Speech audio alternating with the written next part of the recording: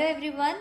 आज के इस एपिसोड में हम आपको एक ऐसे चरित्र के बारे में बताएंगे जो पीरों के पीर रामसा पीर हैं और बाबाओं के बाबा रामदेव बाबा हैं, जिन्हें प्यार से उनके भक्त बाबारी कहकर बुलाते हैं। पोखरण, जहां पर भारत ने परमाणु विस्फोट किया था, वे वहां के शासक रहे हैं। बाबा रामदेव लाखों लोगों के इष्ट देव हैं। हिंदुओं के लिए रामदेव जी और मुसलमानों के लिए रामसा पीर कहलाने वाले ये एक ऐसे बाबा हैं जो ईश्वर का अवतार माने जाते हैं, क्योंकि इन्होंने अपने जीवन काल में कुछ ऐसे चमत्कार किए हैं जो एक साधारण मनुष्य के लिए करना तो असंभव है। इनके द्वारा किए गए चमत्कारों को पर्चा देना कहते हैं। तो आज हम इस वीडियो में उनके जन्म की कहानी, जो बहुत ही अद्भुत है, और उनके द्वारा किए गए चमत्कारों को देखेंगे। तो चलिए देखते हैं। बाबा रामदेव जी ने सन 1352 में रुणीचा के शासक अजमल के घर अवतार लिया था। इनकी माता का नाम मैणादे और बड़े भाई का नाम वीरमदेव था। तंवर वंशीय राजपूत अजमल निसंतान थे। एक दिन की बात थी जब बारिश के बाद किसान खेत जोतने जा रहे थे, तभी उन्हें अजमल महाराज के दर्शन हो गए। इनके बांझ होने के कारण बड़ा अपशगुन मानकर किसान वहीं से वापस लौट गए, जिससे अजमल को बड़ा ही दुख हुआ। अजमल श्री कृष्ण के बड़े भक्त थे। पुत्र की कामना करते हुए द्वारकाधीश से मिलने वे द्वारका गए। अजमल ने जब पुजारी से पूछा कि द्वारकाधीश कहाँ मिलेंगे, तो पुजारी ने कह दिया कि द्वारकाधीश तो इस दरिया में ही मिलेंगे। अजमल ने आव देखा न ताव, झट से उस दरिया में कूद पड़े। द्वारकाधीश अपने सच्चे भक्त की भक्ति देखकर गदगद हो उठे। उन्होंने उस दरिया में ही अजमल को दर्शन दिए और भाद्रपद शुक्ल दूज को उनके घर अवतरित होने का वचन दिया और रामदेव के रूप में श्री कृष्ण पालने में खेलते अवतरित हुए। बाबा ने पहला पर्चा माँ मैणादे को दिया था, जब उन्होंने अपनी माँ की गोदी में लेटे हुए ही उबलते दूध के पतीले को चूल्हे से उतार कर दूध को जमीन पर गिरने से रोक दिया था। रामदेव जब 5 वर्ष के थे, तब एक घुड़सवार को देखकर उन्होंने बाल हट किया कि मैं भी घोड़े पर बैठूंगा। माता ने राजघराने के दर्जी को बुलाया और कहा कि रामदेव के लिए कपड़ों का सुंदर घोड़ा बनाकर उस पर हरे कपड़े का जूल लगाकर लाए। माता ने दर्जी को घोड़े के लिए सुंदर और बहुमूल्य कपड़े दिए। दर्जी के मन में लालच आया और वह पुराने कपड़े का घोड़ा बनाकर राज दरबार पहुंचा। रामदेव कपड़े के बने घोड़े को देखकर बहुत खुश हुए और घोड़े पर सवारी करने लगे। जैसे ही रामदेव घोड़े पर सवार हुए, कपड़े का घोड़ा हिनहिनाने और नाचने लगा। नाचते नाचते घोड़ा बालक को लेकर आकाश में उड़ चला। इसको देखकर सब घबराने लगे। माता मैणादे, राजा अजमल व भाई वीरमदेव सभी अचंभे में पड़ गए। अजमल को बड़ा क्रोध आया और उन्होंने दर्जी को बुलाया। अजमल को लगा कि दर्जी ने कपड़े के घोड़े पर कोई जादू किया है। राजदर्जी कपड़े के घोड़े को आकाश में उड़ता देखकर दंग रह गया और डर के मारे थर-थर कांपने लगा और कहने लगा, मैंने कोई जादू नहीं किया। दर्जी की बात का राज दरबार में कोई असर नहीं हुआ। अजमल ने दर्जी को तब तक के लिए कालकोठरी में बंद करने का आदेश दिया जब तक रामदेव घोड़े से नीचे न आ जाए। तब दर्जी कोठरी में पड़ा रोने लगा और भगवान को याद करने लगा। दर्जी की पुकार सुनकर रामदेव घोड़े सहित कालकोठरी में गए और दर्जी से कहा, तुमने धोखाधड़ी कर पुराने कपड़ों का घोड़ा बनाया, इसलिए तुम्हें इतना कष्ट उठाना पड़ा। जा, मैंने तेरे सारे पाप खत्म किए। तुमने घोड़ा बहुत सुंदर बनाया है और हरे रंग की रेशमी झूल ने तो मेरा मन मोह लिया है। आज से यह कपड़े का घोड़ा लीले घोड़े के नाम से प्रसिद्ध होगा। जहाँ पर मेरी पूजा होगी, वहीं पर मेरे साथ इस घोड़े की भी पूजा होगी। रामदेव जी जब छोटे थे, तब पोखरण गांव के आसपास भैरव नामक राक्षस का बड़ा आतंक था। कहते हैं वह जहां रहता था, उसके 24 मील तक आसपास कोई भी मानव या जानवर नहीं रहते थे, क्योंकि वह उनकी गंध सुनकर उनका वध कर खा जाता था। विशालकाय वह राक्षस सारी जनता के लिए एक चिंता का विषय था।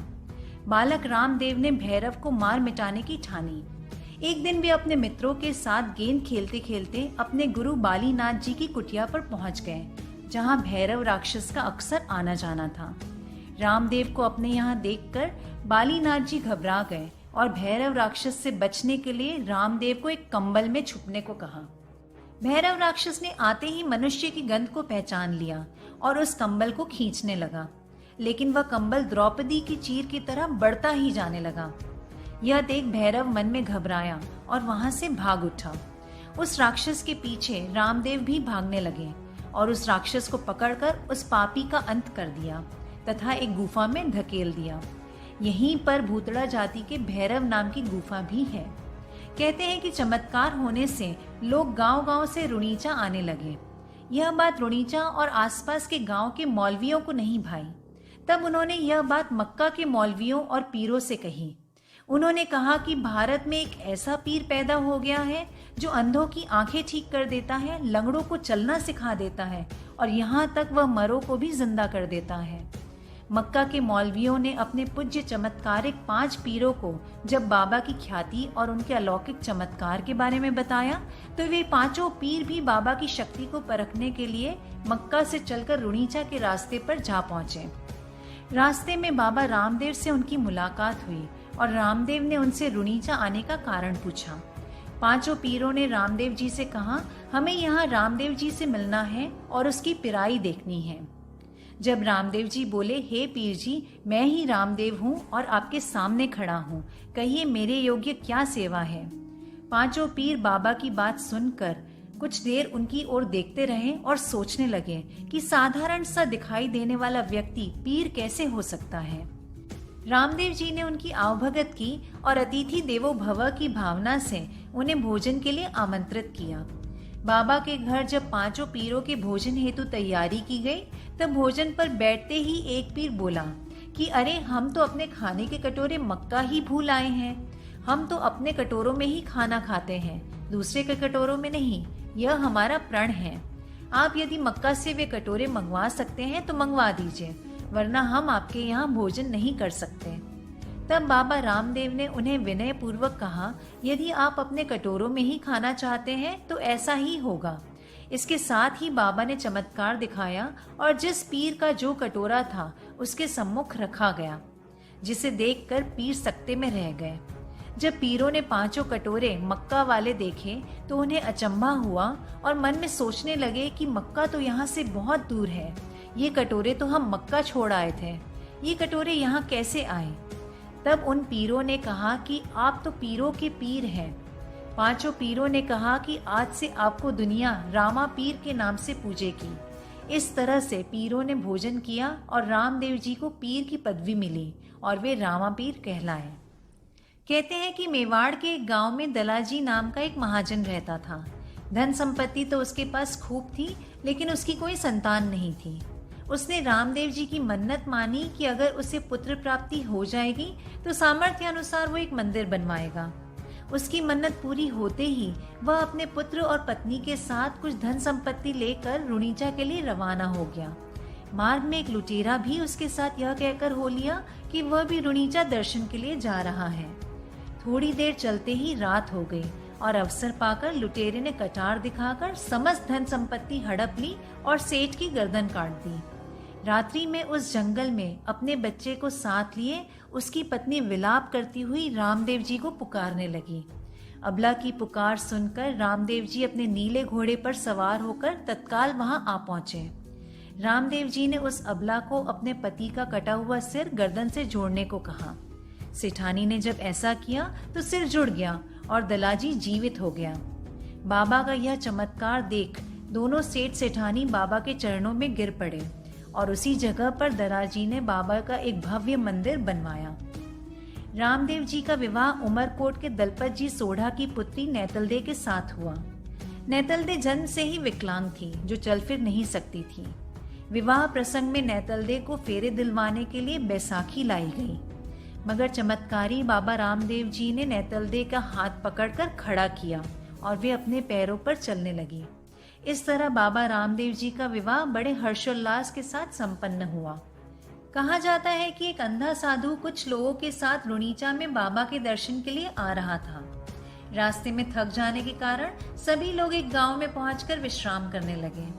आधी रात को सभी लोग अंधे साधु को वहीं छोड़कर चले गए। जब अंधा साधु जागा तो वहां पर कोई नहीं मिला और इधर उधर भटकने के बाद वह बैठकर अपने अंधेपन पर रोने लगा। रामदेव जी अपने भक्त को दुखी देख तुरंत ही उसके पास आ पहुंचे। उन्होंने उसके सिर पर हाथ रखा और उसकी आंखों को रोशनी देकर उसे दर्शन दिए। उस दिन के बाद वह साधु वहीं रहने लगा।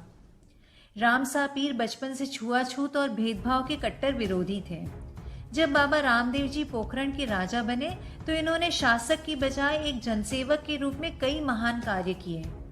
उस समय दलित समुदाय को अनेक सामाजिक तकलीफों का सामना करना पड़ता था। राजपूत परिवार में जन्मे रामदेव जी ने दलित बालिका डाली बाई को अपनी धर्म बहन बनाया और जीवन पर्यंत उन्होंने खुद से ज्यादा वरीयता अपनी बहन को दी। मात्र 33 वर्ष की अवस्था में रामदेव जी ने समाधि लेने का निश्चय किया। समाधि लेने से पूर्व अपने मुताबिक स्थान बताकर समाधि को बनाने का उन्होंने आदेश दिया था। उसी वक्त उनकी धर्म बहन डाली बाई आ पहुंची। अपने भाई से पहले इसे अपनी समाधि बताकर उसने खुद समाधि ले ली। डाली बाई के पास ही बाबा रामदेव जी की समाधि खुदवाई गई। हाथ में श्रीफल लेकर सदा अपने भक्तों के साथ रहने का वादा करके उस समाधि में बैठ गए। बाबा रामदेव के जयकारे के साथ बाबा अंतर्ध्यान हो गए। आज बाबा रामदेव जी राजस्थान के प्रसिद्ध लोक देवता हैं। हिंदू मुस्लिम दलित प्रेम के कारण आज रामदेव जी को सभी धर्म और संप्रदाय के लोग बड़ी आस्था से पूजते हैं। रामदेव जी के समाधि रामदेवरा में हर साल भादो सुदी दूज से मेला लगता है, जहां लाखों की संख्या में हिंदू और मुस्लिम भक्त दर्शन करने आते हैं। बाबा ने अपने जीवन काल में लोगों की रक्षा और सेवा करने के लिए उनको कई चमत्कार दिखाए। आज भी बाबा अपनी समाधि पर साक्षात विराजमान हैं। आज भी वे अपने भक्तों को चमत्कार दिखाकर उनके होने का एहसास कराते रहते हैं। हरिओम तत्सत।